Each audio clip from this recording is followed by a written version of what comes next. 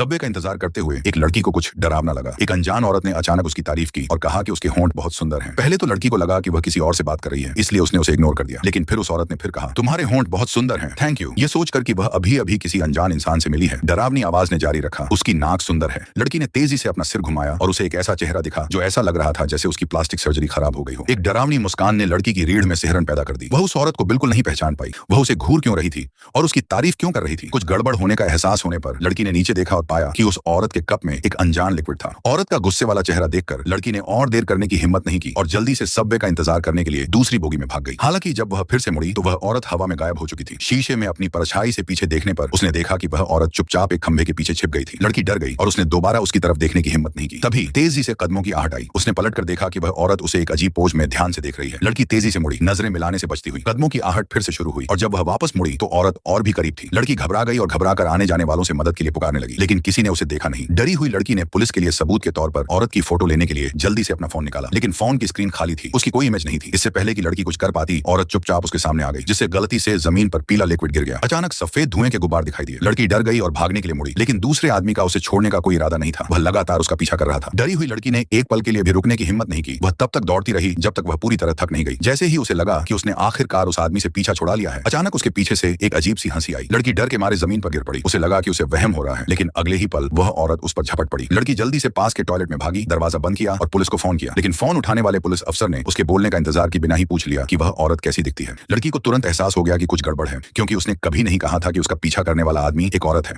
Police को इतनी साफ साफ कैसे पता चला? जो हुआ था उसे समझकर उसने भागने की कोशिश की, लेकिन बहुत देर हो चुकी थी, क्योंकि सल्फ्यूरिक एसिड की बोतल पहले ही उसके सिर के ऊपर थी। आखिर में लड़की भूत के झर से बच नहीं सकी।